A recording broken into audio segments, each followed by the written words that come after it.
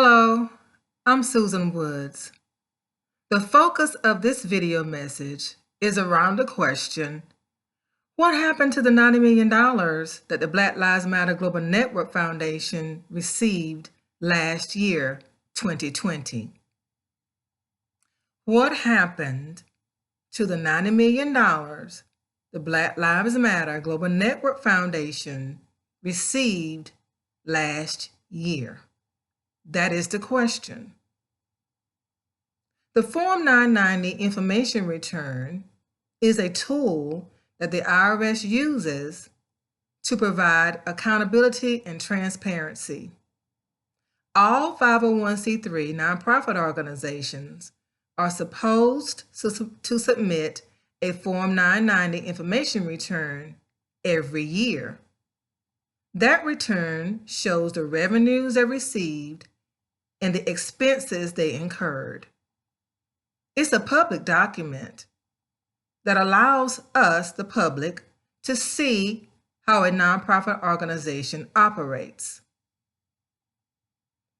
I hoped that Patrisse Khan Cullors, the executive director of the Black Lives Matter Global Network Foundation, would have uploaded a copy of the Form 990 information return onto the blacklivesmatter.com website so that we, the public, could read it. The deadline for her to do so, or the deadline rather for her to submit the Form 990 information return to the IRS was May the 17th, 2021, to provide an accounting of the 2020 revenues and expenses. Unfortunately, she did not upload the Form 990 information return to the blacklivesmatter.com site. Now, in all fairness, she doesn't have to do that.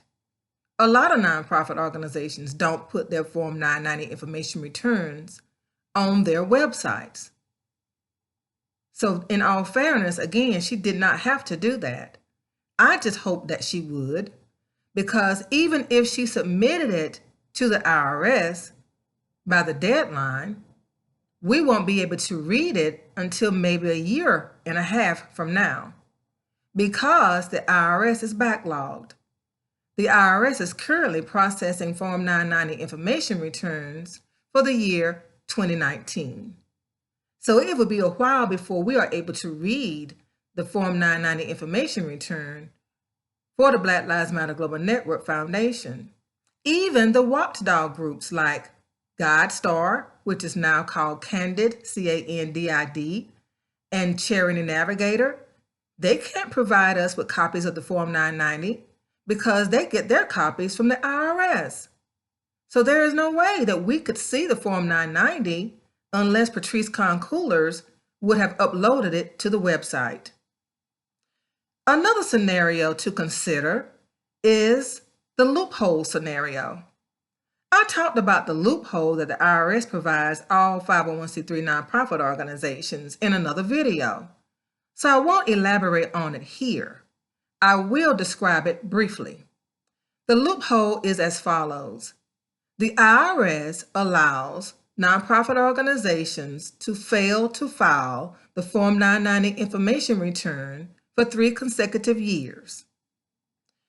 If they fail to file for 3 consecutive years, then the IRS will revoke the 501c3 status. That is the punishment. Again, if an organization fails to file the appropriate Form 990 information return for 3 consecutive years, then the IRS will revoke the status. That's the punishment. You lose your status, you can no longer operate as a 501c3.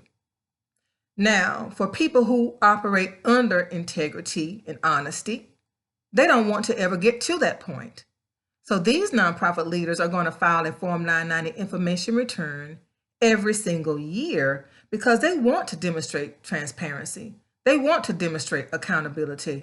They want the public to see how they are using the money they've been entrusted to use to make their communities better. But if you have malicious intent, and if you are a nonprofit leader who does not care about integrity, honesty, and transparency, then you will exploit the loophole. So let's say that Patrisse Khan Cullors has no intention of ever disclosing how the $90 million was used. She can legally not file a Form 990 information return in 2021, in 2022, and in 2023. In 2023, if she fails to file, then the status for the Black Lives Matter Global Network Foundation will be revoked, the 501c3 status, that is. Okay, so what? Let's say that they earned $90 million each year. That's $270 million that they don't have a given account for. But the IRS punished them. They revoked their status. Another scenario to consider. Let's say that their status was revoked by the IRS. Okay? And they want to reinstate it. Now, the IRS provides 4 options for 501c3 nonprofit leaders to choose in which to reinstate. There are 4 reinstatement options. Now, I do have a video about that as well, so I won't elaborate here. I will just say that the 4th option is called the Postmark Date option for reinstatement. That means if a person wants to reinstate the status of their 501c3 nonprofit organization, they can elect to choose the Postmark Date option, which only says, we want to move forward. Whatever the postmark date or the submission date is of this application, that is the date that we will accept to be on our reinstated status. So if Patrisse Khan Cullors loses the 501c3 status, let's say in June of 2023, and she decides to apply for reinstatement in July of 2023, she can do that. And whatever date in July she chooses to submit it to the IRS, when they are reinstated, that will be the date of reinstatement, and they can move forward. They can also start fresh with a brand new 3-year ability to generate revenues without having to account for any of it. Because if they get reinstated under the postmark date reinstatement option, that means they don't have to show any financial records that they skipped showing in the past. So going back to the hypothetical scenario I shared, if they had generated $270 million during those 3 years in which they did not file, when they are reinstated, they don't have to give an account for that. They can just move forward with starting all over again with a fresh 3 years to do whatever they want to do, to generate revenues and not report, generate revenues and not report, generate revenues and not report, get revoked, get reinstated, generate revenues. You get the idea. So the only way that we, the public, will ever be able to see a Form 990 information report or any type of transparency or accountability from the Black Lives Matter Global Network Foundation is if, 1, we wait a 1.5 years or so for the IRS to get caught up, hoping that she did submit the form information return, and we can see it when the IRS finished processing it. We can go to the irs.gov website, or we can go to any of the watchdog websites that I mentioned. Or the other alternative is we just have to call the FBI. We just have to demand the IRS, the FBI or the IRS, one or both. We can demand or request that they do an audit using forensic accounting, because that's what they would need to do in order to determine what in the world is going on with these finances with the Black Lives Matter Global Network Foundation. We would have to go that route if we really want to see what's going on with the money. And I do. It's not about Susan Woods. I'm just so disgusted because so many people marched in the name of Black Lives Matter. They even put their lives on the line in the midst of the pandemic. Last year in June, July, and August, when all of these marches were going on, we were in the midst, in the heart of the pandemic. So people were marching in the hot boiling sun with signs that said Black Lives Matter all over the world. We would never see that again. That's never going to happen again. But all over the world, all races of people, diverse groups of people marched on our behalf. Corporations threw money at the blacklivesmatter.com website to clear their conscience, to make sure their employees were okay with them. People gave money out of guilt.